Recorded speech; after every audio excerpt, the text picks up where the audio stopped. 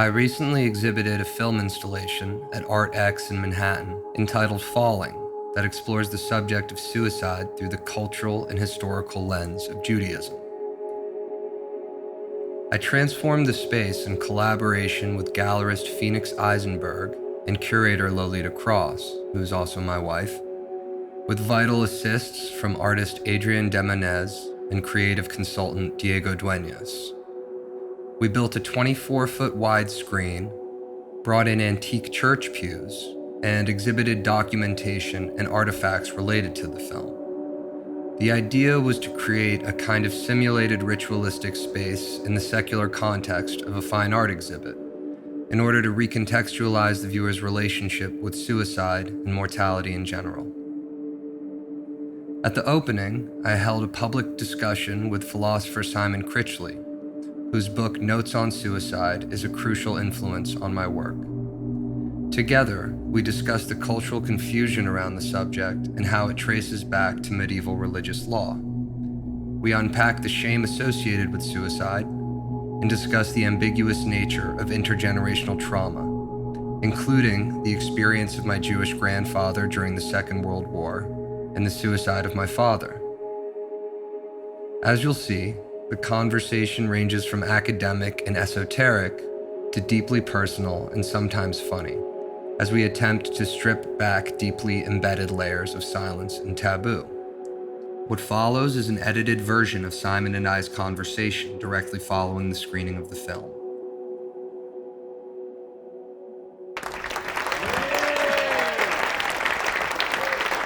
Simon and I are going to have a brief conversation, and I hope that you guys will join us at some point a little bit to chat.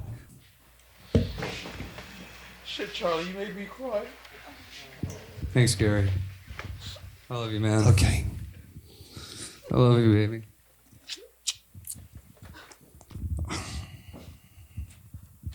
I wonder, Simon, if you could speak to that kind of dichotomy between the ultimate revered status of martyrdom versus the forbidden and taboo status of a secular suicide. Yeah, I suppose, martyrdom is martyrdom for God, right? It's all martyrdom for some ideal.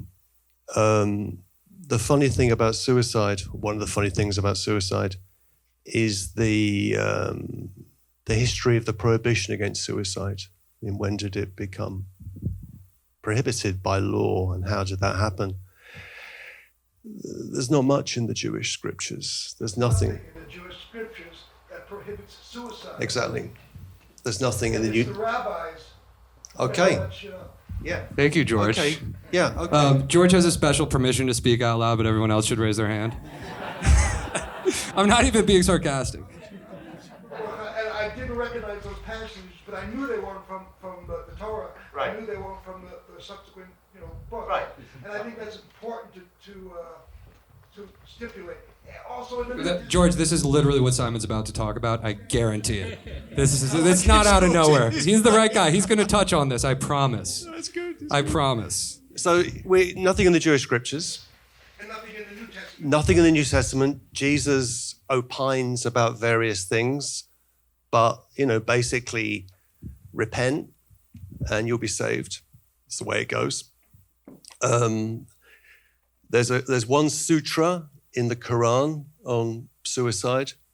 It's not really a big issue. It becomes an issue in medieval Christian theology, right? And the argument goes like this, that life is a gift, life is given by God.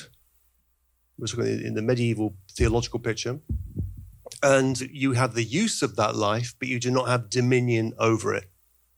So if you exercise dominion over your life by taking it, you're acting against the will of God. You are usurping the sovereignty of God. And that's the kind of medieval theological debate. And that's kind of, why does that matter? Well, that matters because that's what is behind the framing of law. And the law codes that we still live in countries like this. Which this one, I should have put the dates in the film, but that prohibition of suicide from the film is from the 16th century. And that's the first, yeah. Exactly. But there's That's a the pattern point. across, I think, all the Abrahamic religions, generally speaking, right? Of that period. Yeah. So So what's it about? What's the issue with suicide about? Well, it's about sovereignty. It's about who actually owns your being, your body, your person. And well, God owns that on a religious view, and then that is transferred to the king, right? Or the monarch, or the queen, could be either. And then if you commit suicide, you're acting against the king, against acts of sovereignty, and that means that your property can be expropriated. And you're not buried in sanctified ground and so on and so forth. And that prohibition still lingers with us. It still frames the laws of places like New York State.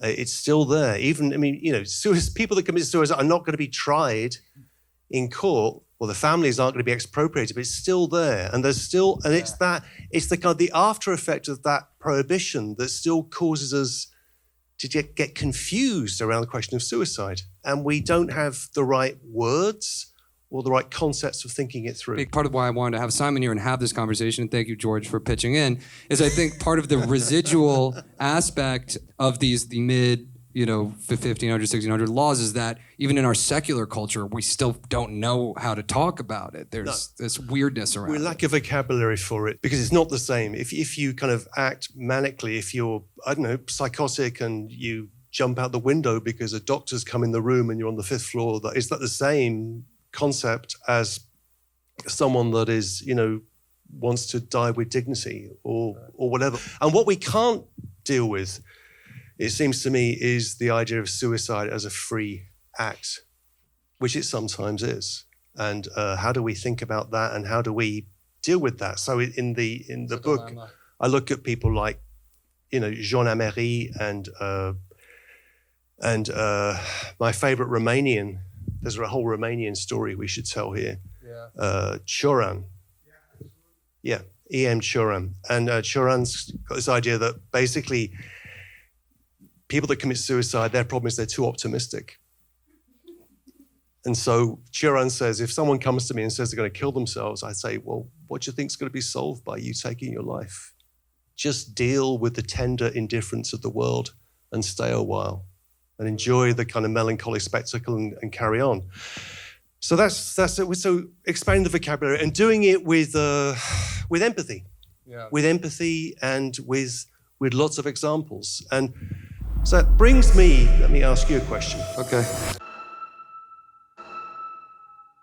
Let's go to the third room, which would be we'd be in the, if we imagine we're in the third room now. We've been through the first 2 rooms.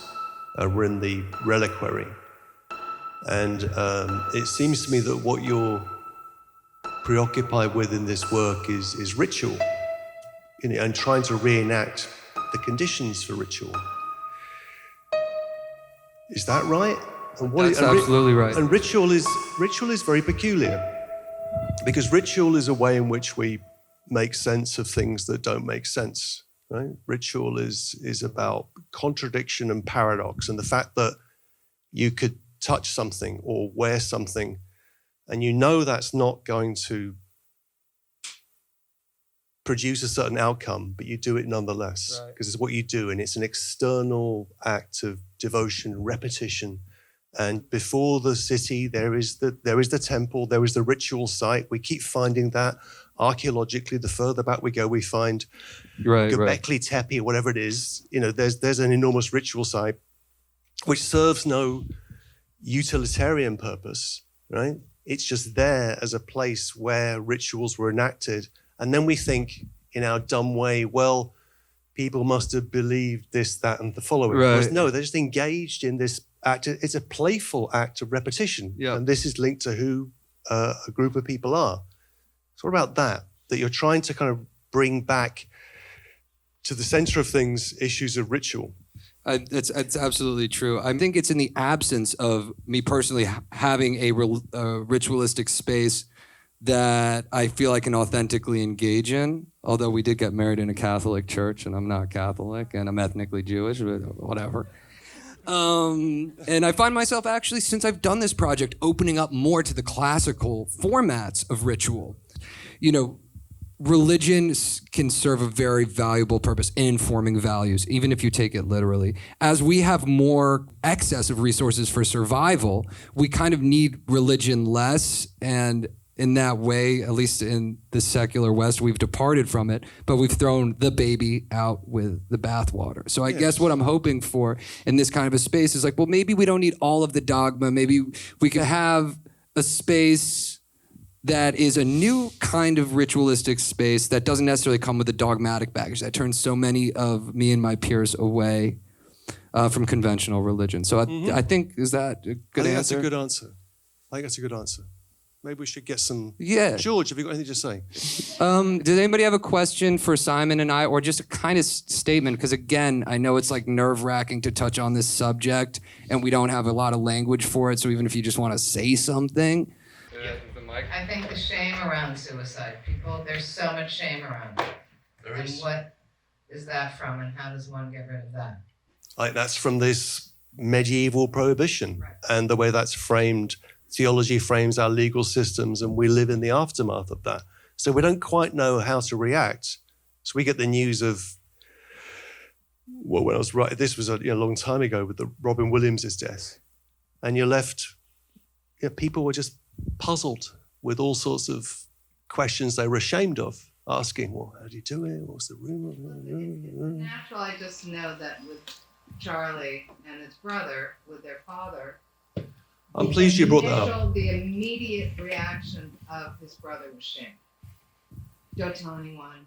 This is a 9-year-old. This is not somebody who's had a lot of experience in society. So maybe we should talk about So that, that shall was we? an interesting, visceral reaction of, don't tell anything. You want me to talk about that? Okay. I guess the question of how much one shares about their personal lives, generally in art, is an ongoing question. It's an interesting question. My initial instinct generally is not to do it, if it makes me uncomfortable, then I've learned from my life experience to try and return to that. But I think in the interest of, I think it's of communal value to speak more about the subject. So I'll touch upon it. I mean, many of you guys know me or my friend. You know my father hung himself when I was 6. And the way this project came together was my Ancestry.com moment. I was like, I want to learn about my family history, and I want to learn kind of who my dad was, because I want to have a kid someday, and I don't want to end up doing what he did. And because I'm creative, then it fueled this process and this idea. And it's fascinating as I learn more about, and this is part of the reason for the Jewish angle, when I learned more about his childhood, I learned about my grandfather was not so great with my dad, and he hung himself in my grandfather's bathroom. And my grandfather kept living in the house until he died. Just wild stuff, wacky stuff. Talk about being out of touch with your fucking emotions, man. But What language were they speaking? Francais.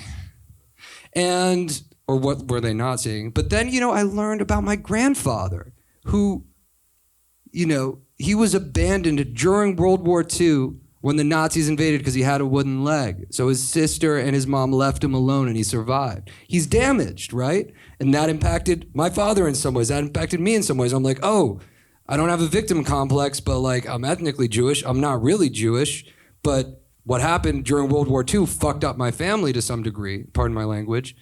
And then I learned even before that he was abandoned at the hospital as a kid when he had gangrene in his leg. So you start to learn about this interesting intersection of the intimacy of human experience and larger cultural historical events. And there's no way to know what is what, but it's a fascinating place to go, spelunking. I mean, how is it that, say, you are affected by, or what we're talking about here is a sort of transgenerational, Right. the effects of a transgenerational trauma, to use the everyday parlance. How does that work? How does that pop up? How does that It take pops effect? up. Sorry, am I interrupting? No. It pops up for me, and I think a lot of us, when I do something deeply irresponsible and I don't know why, because it's Okay. being automatic. Okay. You know what I mean? Okay. That's my experience. So if I'm Okay. acting, and I think I'm trying to prove to myself, like we all do, I can survive engaging in a risky behavior because maybe my dad didn't. Something like that. Which brings us back to rage. Okay? Now, I think this is important. But in rage, we act ragefully, we hit out, and in that hitting out, we're acted through by forces that precede us, Right. right? Example, Oedipus. Oedipus was told the whole story. He didn't know who his parents were. He's told he was a bastard. He goes to the oracle, not the oracle at Delphi, the other oracle, and they say, you will kill your father and have sex with your mother. But he doesn't know who these people are at this point. He doesn't know. And then he's walking down the road from the oracle, and so the one thing he should have taken away from that was, if you see an older man, don't kill them. yeah. Well, yeah, just in case. Might be your dad. Might be your dad. So just hesitate. So he's walking on the road.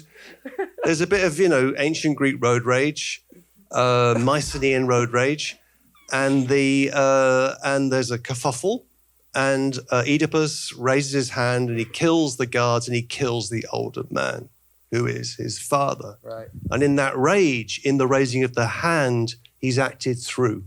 Right, the prophecy is fulfilled, and so that's the really weird thing about rage, is that it's a free act. I get that. It's a free act, but you're being acted through as you do it. That makes a lot of And so I think it's in those moments when when we lose it with each other, when we really lose it with each other, that effect of the past is felt.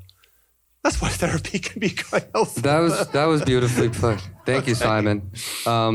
Does anybody else have any statements or questions they'd like to make?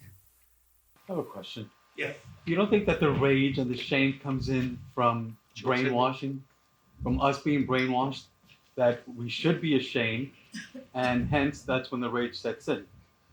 And I think that's all pure bullshit, because I think people that have committed suicide, it's just another part of their journey, another chapter in their book of life, and this is what God intended.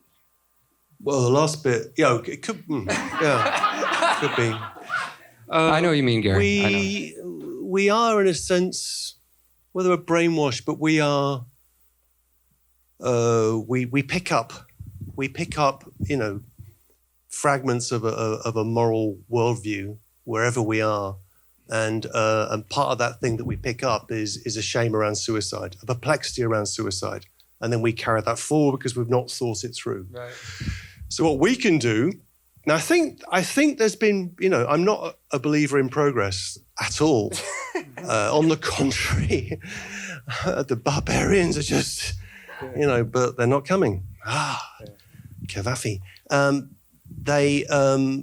But on suicide, I think it's something where there could be changes, right? So if there's more discussion of it, in a more honest way, and people are presented with actual examples, complex examples, thick, rich human examples of suicide, where there could be shifts in legislation, things like that, and in how we think about it. So when we get the news of a suicide, we don't do what I did and people that I knew did, say with Robin Williams, and you're kind of poking around for, what really happened? What was really going on? May I interrupt you briefly, Simon? Because there is one, and I meant to actually say this before the film started. There's an ethical dilemma in engaging with the subject of suicide, certainly in sublimating suicide the way it does in this film, because there's examples of like that show 13 Reasons Why, where it had this beautiful suicide scene, and then you get all these imitations from that.